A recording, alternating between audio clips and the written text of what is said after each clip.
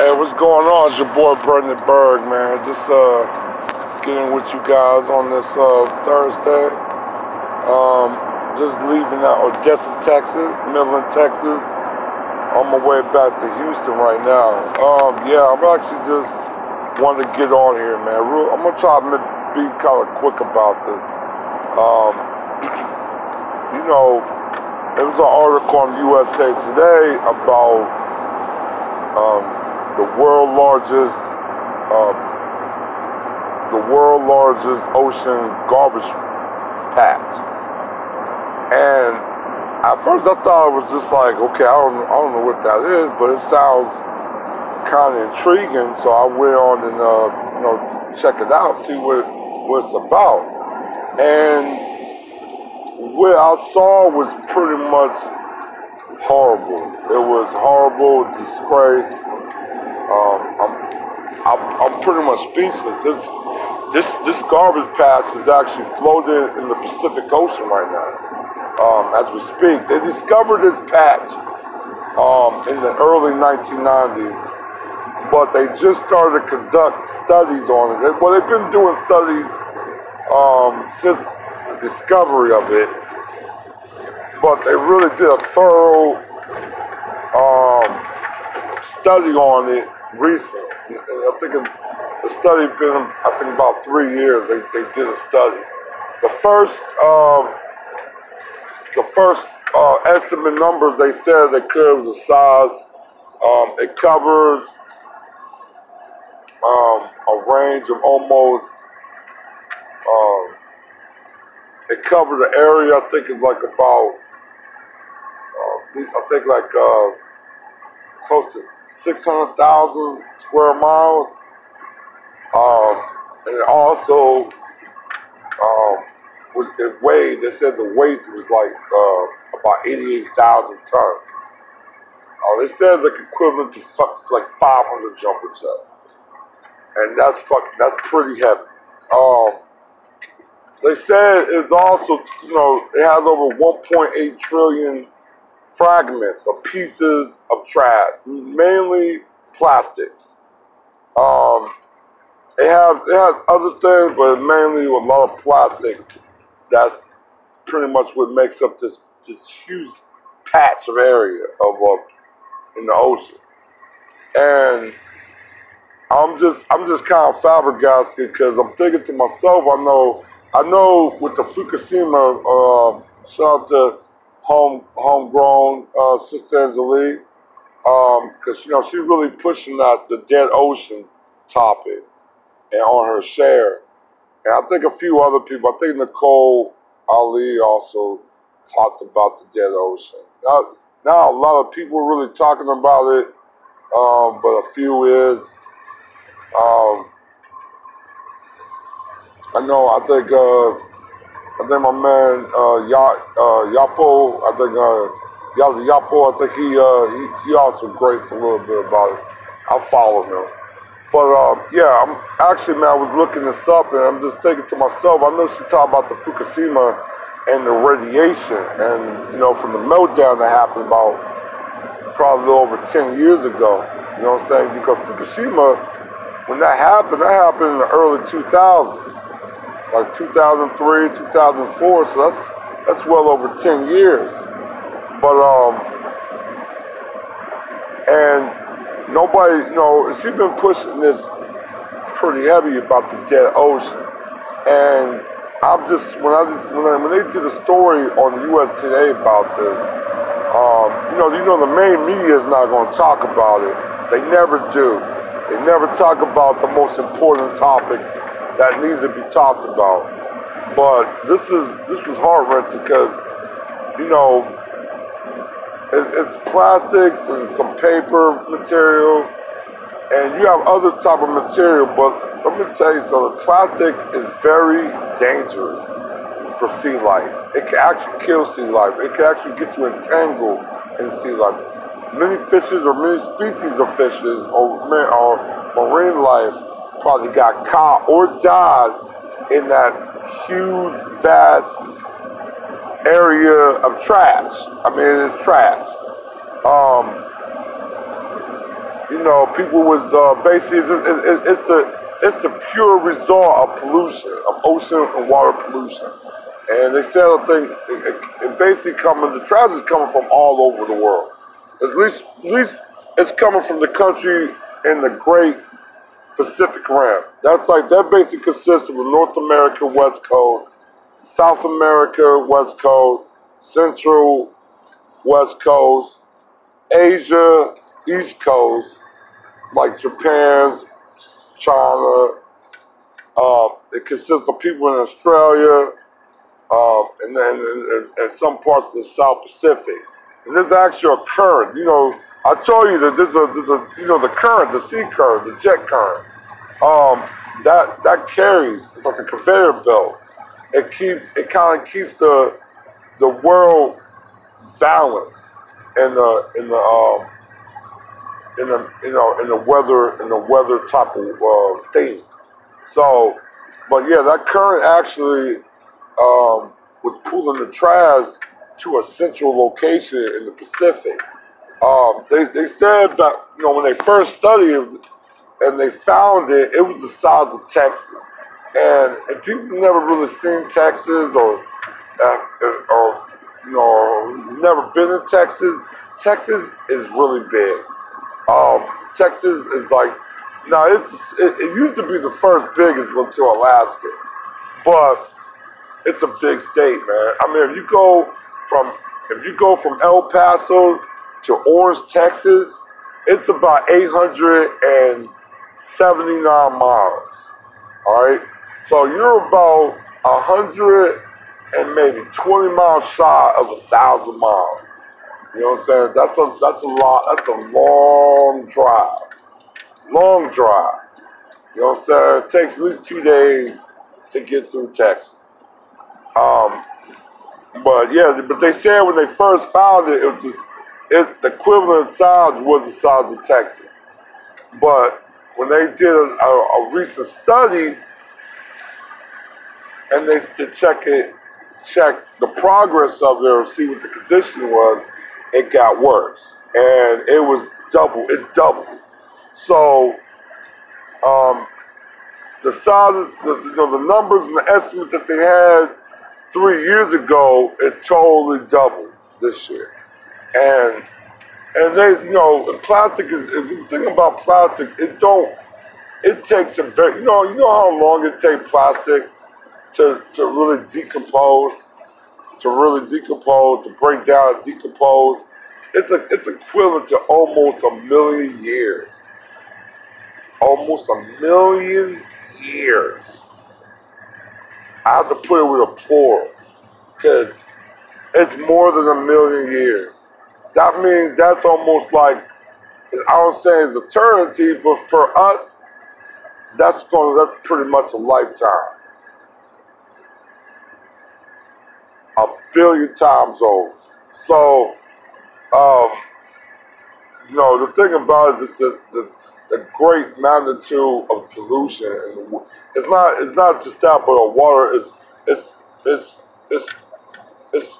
a massive pollution.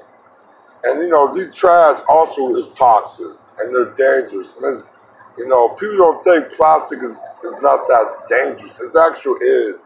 You know what I'm saying? It is made from chemical. So it's going over time. It's going to start dispelling some chemical seeping into the seeping. It's going to seep some chemical out, and unfortunately, it's in the ocean river. Now it's already there's a lot of big parts and vast areas of the ocean that is dead. It's completely dead. So just looking at this area, because right between Hawaii and California, it's kind of like almost in a central. It's like a central region of the Pacific Ocean, and it just astonished me that people just polluting just without a care. And I see it everywhere I go. I see people throw trash and throw trash in the creek or in the bayou or in a lake or a stream. I mean, I'm not. I mean, I can't even count how much trash I see in the waterways in Houston. So, human as human beings, you definitely got to take care of the planet more. You know, like I said, I mean, plus also want to let everybody know the white rhino is on the verge of is based in its final stage of extinction. You know, the last white male, the last male of the white rhino, he passed away today. That he was in the refugee camp, animal sanctuary out there in Kenya. Well, he passed away due to old age, and I think there's two females left, but they have no offspring. They have no way of really mating. So that could be an end. That could be the end of a species. And what's even sad that this species, this subspecies, they are like a subspecies. They've been existing on this planet, all right, for tens to maybe hundreds of thousands of years, maybe millions of years. And when the arrival of Europeans coming into Africa, they wiped out a species that been on this planet for tens and hundreds of millennia to now being extinct in less than 100 years. And when I say all white people is evil, I wouldn't say all white people is evil. But the thing about white people need to look in the mirror and say who's really the beast of the world. I know a lot of white supremacists, but it ain't nothing to do with the white supremacists. You know what I'm saying? Like I tell a lot of people, you could be a white supremacist or a contribute white supremacist or genocide or anything as an extreme level event, just being silent and doing nothing. You know what I'm saying? Countless of species disappeared in the hands of man. And I'm not saying all men. I'm going to one group of men. That is the white man. Because let's face it.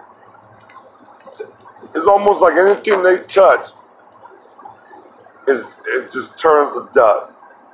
There's nothing they make is great.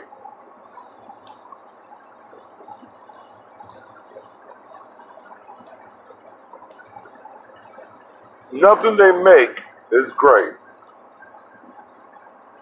It only cause suffering.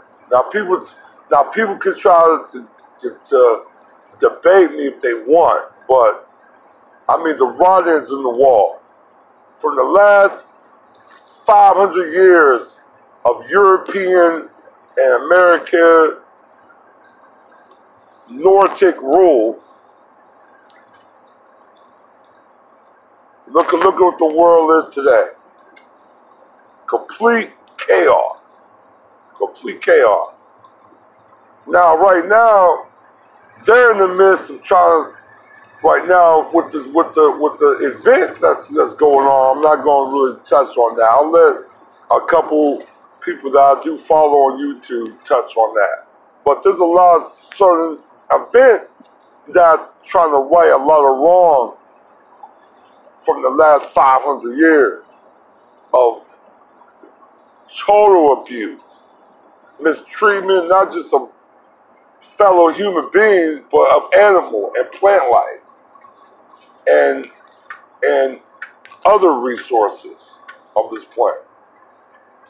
But the conclusion of what I really want to do on the share is, it was just, you have to be very cautious and aware of your surroundings. Pollution is just as toxic, just as fatal as doing some actual diabolical things of accidents that can be, I call, a natural disaster or a biological man-made disaster. But pollution is definitely on the list of man-made biology disasters. Because you're like that patch of sea life. They said it killed countless species of animal marine life. So I could probably say that patch is probably a dead spot in the ocean. And there's a lot of ocean that's dead. There's a lot of seas that is dead. And like I said, it's not, like I told them, the ocean dies, then we're screwed. That's it. You can just pretty much put the countdown to the last days of survival after that.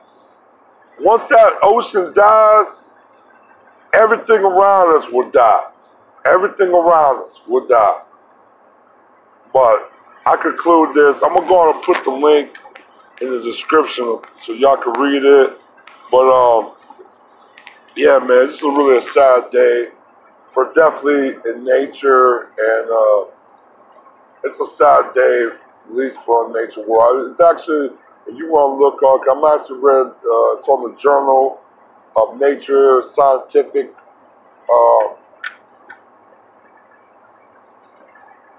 report. That's pretty much where the rest of this study is pretty much been concluded it. So you want to catch it, but I'm gonna definitely put the link for the USA Today so you guys can check it out. All right, one.